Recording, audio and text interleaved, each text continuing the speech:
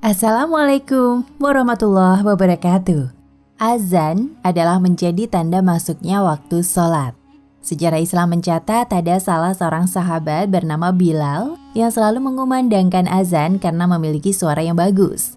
Lalu, apakah azan untuk sholat juga pernah dikumandangkan oleh Nabi Shallallahu Alaihi Wasallam semasa hidupnya? Jika tidak pernah, mengapa Nabi tidak pernah mengumandangkan azan untuk sholat? Sebenarnya Nabi Shallallahu Alaihi Wasallam pernah mengumandangkan azan di telinga cucunya Hasan dan Husain saat dilahirkan. Hal ini sebagaimana diceritakan oleh Ubaidillah bin Abi Rafi dari bapaknya. Dia berkata, saya melihat Rasulullah Shallallahu Alaihi Wasallam mengazani telinga Hasan bin Ali ketika dilahirkan oleh Fatimah, sama seperti azan untuk sholat. Hadis riwayat At-Tirmizi. Namun belum ada keterangan atau riwayat yang menyebutkan bahwa Rasulullah Shallallahu Alaihi Wasallam pernah azan untuk sholat selama hidupnya. Hal ini sebagaimana telah dijelaskan oleh para ulama fikih ketika menerangkan lebih utama mana antara azan atau menjadi imam. Imam An-Nawawi dalam kitab Al-Majmu' berkata, dan alasan ulama yang mengunggulkan lebih utama menjadi imam adalah karena Nabi Shallallahu Alaihi Wasallam. Kemudian Khulafaur Rasyidin menjadi imam dan mereka tidak mengumandangkan azan. Begitu pula dengan ulama-ulama senior mereka. Dan jawaban mereka adalah karena Nabi Shallallahu Alaihi Wasallam lebih memperhatikan menjadi imam. Begitu pula dengan khalifah-khalifah dan imam-imam setelahnya. Mereka tidak mengumandangkan azan disebabkan mereka sibuk dengan urusan umat muslim yang tidak bisa digantikan dengan selain mereka. Maka tidak ada waktu kosong untuk mengumandangkan azan dan kemuliaan waktunya. Adapun menjadi imam sholat merupakan suatu keharusan bagi mereka. Inilah takwil yang kuat berdasarkan riwayat dengan sanad shahihnya Imam Al-Baihaqi dari Umar bin Khattab yang mengatakan, seandainya saya berkesempatan untuk mengumandangkan azan saat menjadi khalifah, maka saya akan mengumandangkan azan. Ulama fikih pun merumuskan hikmah-hikmah di balik Nabi Shallallahu Alaihi Wasallam tidak mengumandangkan azan untuk sholat semasa hidupnya. Di antara hikmah tersebut adalah sebagaimana berikut. Pertama, jika Nabi Shallallahu Alaihi Wasallam mengumandangkan azan, maka dikhawatirkan orang yang tidak langsung menjawab seruan Nabi Shallallahu Alaihi Wasallam ini termasuk dalam kategori ayat berikut. Maka hendaklah orang-orang yang menyalahi perintah Rasul takut akan ditimpa cobaan atau ditimpa azab yang pedih. Quran Surat An-Nur ayat 63.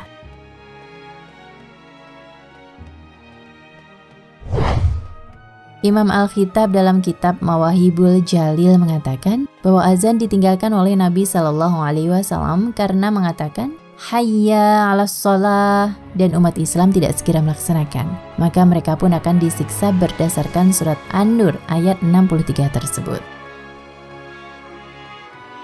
Kedua, Nabi Shallallahu Alaihi Wasallam adalah penyeru atau dai, maka tidak boleh bersaksi atas dirinya sendiri, yakni ketika mengucapkan Asyhadu anna Muhammadar Rasulullah. Ketiga, jika Nabi Shallallahu Alaihi Wasallam mengumandangkan azan dan sampai pada lafaz Asyhadu anna Muhammadar Rasulullah, maka di sana seakan-akan ada pemahaman bahwa ada nabi lain selain dirinya. Keempat, azan itu yang tahu pertama kali lafaznya adalah di dalam mimpi sahabat Nabi Shallallahu Alaihi Wasallam, yakni Abdullah bin Zaid, bukan di dalam mimpi Nabi Shallallahu Alaihi Wasallam sendiri.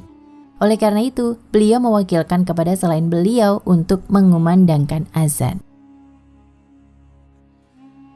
Kelima, kesibukan dan sempitnya waktu Nabi Shallallahu Alaihi Wasallam untuk bisa mengumandangkan azan sholat. Hal ini sebagaimana diterangkan oleh Imam Al-Bahuti dari mazhab Hambali di dalam kitabnya Kasyaful Qana.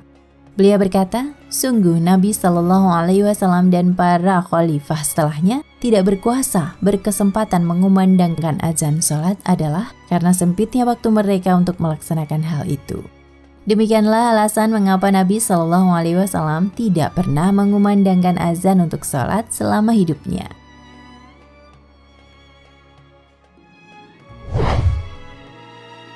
Sejarah awal azan. Pada masa-masa awal di Madinah, umat Islam berkumpul di masjid untuk menunggu datangnya waktu sholat. Namun ketika waktu sholat telah datang, tidak ada seorang pun yang memberitahukannya.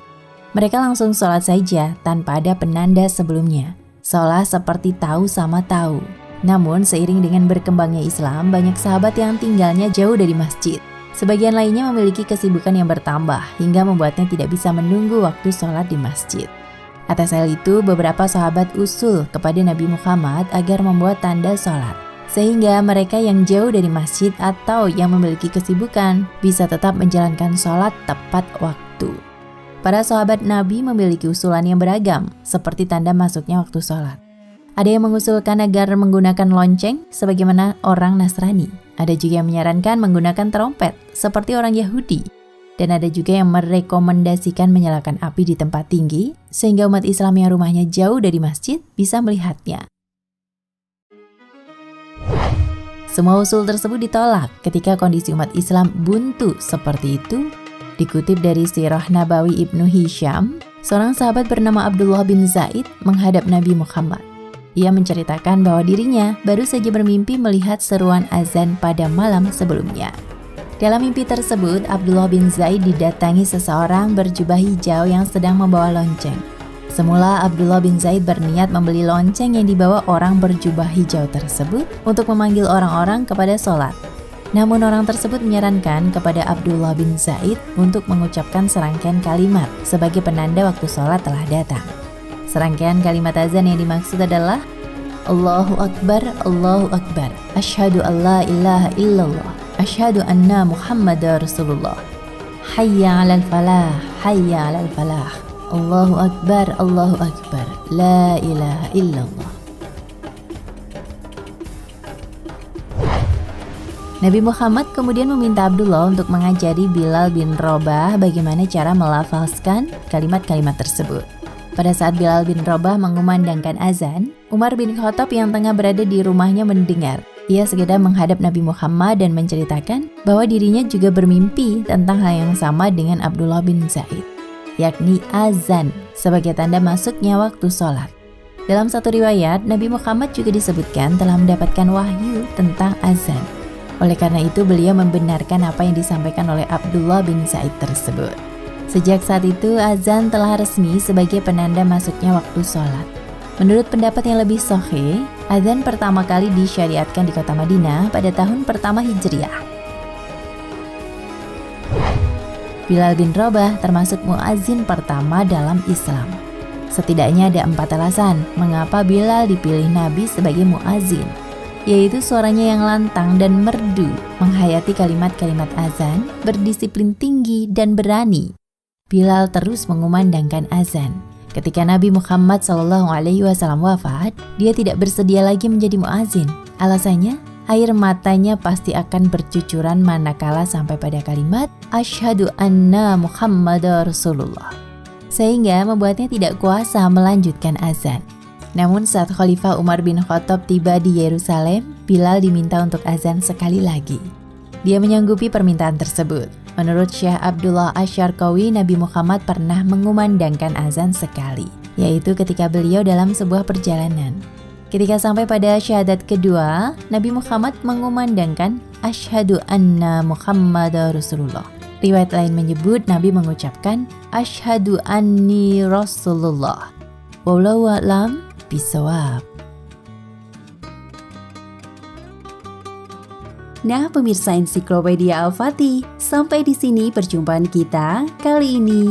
Semoga menginspirasi.